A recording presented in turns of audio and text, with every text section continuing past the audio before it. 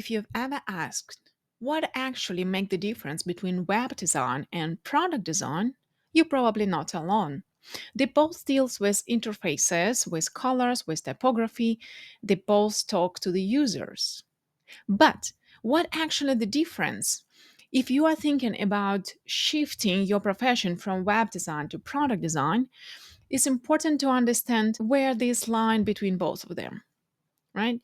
What makes product design more than just a better web design, and what actually you need to focus on? Because the mindset is absolutely different when you're working on web or when you're working on the product.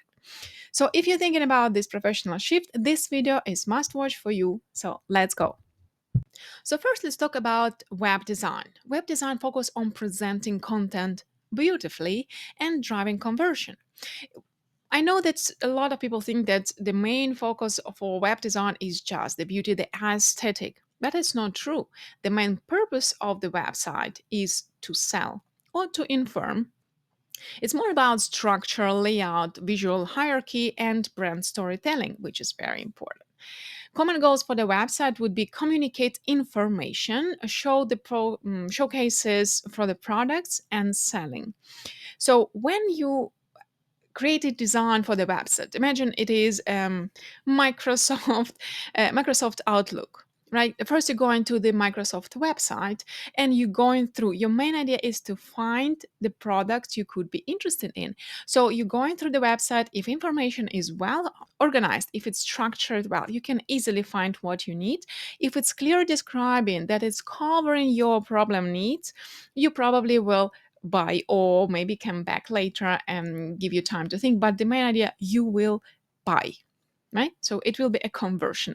But what happening after buying, this happily ever after, this exactly what is going on. So web design creates this sell of the product, but the product starts after user buy it. When users start first time opening the new product, the login, the sign up, or anything else, what is required? The first step to the product, right? So when you're working on the website, web designer often think in terms of the pages, the sections, a scroll experience, and the conversion rate. Like how to make clear the CTAs, the call to action. Is it clear what it will be? Is it like enough information I give to the user? Is it clear, this information, how it's structured, how easy to navigate in your website? Because websites also could be very, very complex. So when we talking about happily ever after period, this is when the product designer step in. The product design goes beyond the visuals. It's more about how something works and solves user problems. It includes research, interaction design, prototyping, and iterations, a lot of communication with the user by itself. I believe this is one of the strongest differences that exist, is that the product designer need to stay in touch with the users, to need to collect this. Even for the web design, it would be just enough to collect some data of navigation, the heat mapping, or some other statistics information that you can get.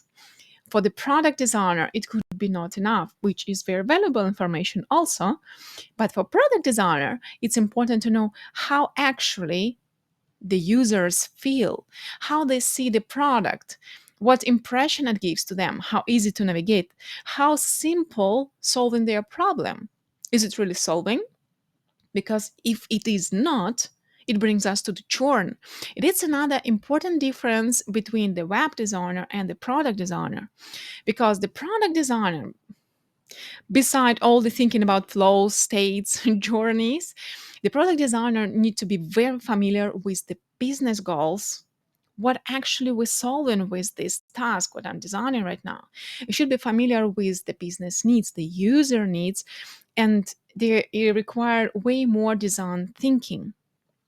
The web design is kind of it also, especially if it's a complex website, there are a lot of work, a lot of design thinking, the flows creation.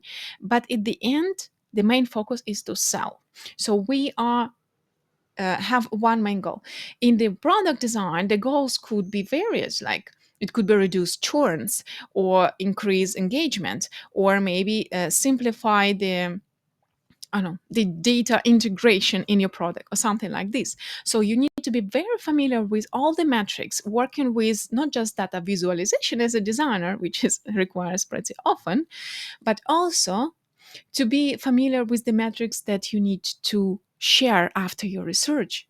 You need to be familiar how to um, translate the metrics you receive to the stakeholders, because design, it's a very um, important part of the whole processes. In products, it's very collaborative work. Product managers, product designers, and product engineers. So all these three parts, they should be working in unification. It should be proper scrum way of working, no agile way of working. If in your company somehow it's not the way, run away. Well, but in web design, designer actually could work independently. Well, I know it's pretty often the developer and designer is actually the same person for the websites. So it's a bit different structure of the work. So now let's structurize the differences. First, the goal for web design: communicate or sell. For product design, solve problems. When we're talking about the main focus of designer work is more like in web design, it will be visual layout to be appealing, to be beautiful and clear. And for product design, it will be user experience. So we need to make it not just beautiful, but accessible, usable for the users. The tools are pretty simple, the same. There are no differences. To be honest, it could be Figma or any other tool that you prefer in creating the prototypes, or because I absolutely not support the idea that for website you don't need to prototype, because prototyping help you to think and challenge yourself. But a small note aside. So tools are pretty similar except analytics. Right, what I mentioned before, the analytics important for web design and for product design, but for web design, pretty often the analytic is the part of other people. The product design, if you have no analytics data, if you don't manage any data, you're not a product designer. You could be UX UI designer. Even UX designer without analytics, I cannot imagine. Right? So what actually we deliver? When we're working on the website, we first deliver pages or UI mockups. Especially if we're working with some marketing team or marketing agencies, we have kind of structure what marketer expecting, how they see the funnel, and what actually they would like to share the information. So web design, the flow sometimes already predefined by somebody else. But in product design, your main deliverables are flows, prototyping, specifications for developers, design system if we're talking about scalability. And the most important is clear vision what user would love. So how actually we measure this? How we measure our success, right? In web design, we see how attractive it is, how much time user spends or to find like the click the CTA, let's say, and engagement, right? It's how much time users spend on the website by itself, especially if informative or the blog website. It's one of the important metrics. For the product design, we have the long list of metrics actually, but let's say important is retention, usability, activation, time per task solving. So there's small differences. I would say the difference is actually more about the number of important metrics we need to handle. But it's pretty familiar. So the real difference, let's say, isn't the tools, right? As I mentioned, because they are pretty simple. It's more about how actually you use these tools, what actually you would do with them as a designer. A web designer thinks by screens. Like, okay, how structured, how visually balanced it is, how attractive, how my flow is good to bring user to the CTA, yeah, the main goal of all my website. But the product design actually thinks in systems. We think about scalability. It's important to understand. It would be a Consistency, it's very essential thing for product to look professional and to be able to deliver more, and more about optimized visuals. The optimize that brings optimized outcomes. It brings actually money to the company because users love the product. So when you would like to change your profession from web design to product design, there are good and bad news. So the good news, you already familiar with CSS and HTML. I hope so, because it gives you a clear understanding how design should be provided. So the column structure, the 4 or 8 pixels systems. So all these digital, let's say the web actually, I'd say products, and any developer and designing, you very close to it. You should understand how it works, because if we're talking about the graphic designers, they think about more groups and location based on the harmony, on the how actually works the basic of design balances, right? Design rules. With the product and web design, which is very unified for both, we use the digital rules, digital product rules. Oh, developers. That brings us closer to developers. So again, the good news number one, you familiar with HTML and CSS, it will help a lot understanding of styles, of gaps and paddings, how actually what div is, because it's exactly what in Figma would be outer layout. So no grouping, it properly like filling the space, hugging the element, and etc. The good news number two, because you are already able to think.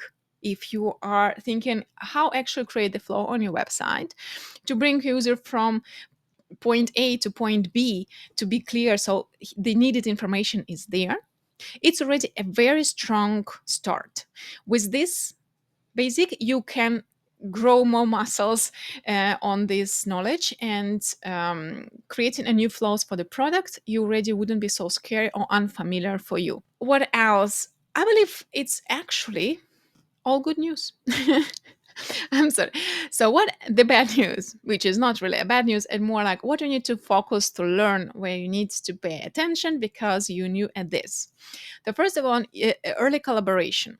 So, if when you're designing a website, pretty often you have iterations first with some your clients, if you a freelancer, or you contact with the customer, but not with the developers, that could be a crucial, because when you deliver the website screens, and the developer can say it's unfeasible, so I will do whatever I want, and then we will see so interesting websites. Interesting. But when you work in a product, again, it's very collaborative work. So it's early collaboration. It starts before. So you will be a part or involved in your decision. You will be challenged. If you're not ready to accept early feedback on your ideas, if you're not ready to get feedback from the users, if you are very sensitive to this, so maybe you need to think, do you really want it? Because the product designer should be open to opinions. It doesn't mean you need to be, following one person decision. You need to stay for your ideas, but you need to listen to understand what actually is going on, to have the proper picture on the problems you solve it. Another thing that you need to focus is understanding of metrics. The product design metrics that I mentioned is a huge list, and you need to keep in mind, and also understanding the business. Very basic business metrics already will be good, because understanding the business goals affect your decision as a designer. Keep in mind the idea, okay, I'm doing this work because we need to reduce the churn. So what actually affect my product, that people are leaving early, they don't want to use it? Where are the frictions? Right? Understanding of user journeys, where actually the pain points, what user wants, what they don't want, and etc., etc. And to find always this balance between user happy, business happy. They never aligned. Also, they're very rare, very aligned. So you need to balance this. This is one of your main challenges as a product designer. In your next project, before open Figma to design already screens, try outline the problem. Yeah? What actually you're trying to solve? What is, for whom you're doing this? Who actually will use the product, who you work in this for, what the business goal would be, and then start the product thinking. And then you will see that at some moment it will be click clack, and you will start understanding everything. Okay, there should be this one. The screen is not actually what I was thinking first. It will be the different. It should be a step before, because otherwise user will not understand it. So now let's talk about the positive stuff. What actually web design and product design they have in common? Actually, they both required creativity, visual sensitivity, and user empathy. Both rely on clear communication and iteration, because you need to fail, to learn, and repeat, right? Both in web and product design, they're part of the digital ecosystem. We cannot have a product without a website, because the website is selling the product, and if there's no product, why do we need it? If there's a product but no website, how actually people will have it? There are options, but they will be more like work around than the real solution. So good web design and good product design, they both serve people, our users. The differences is how far actually you are ready to go to understand those people, to get them, to feel them, to be really deep empathic to them.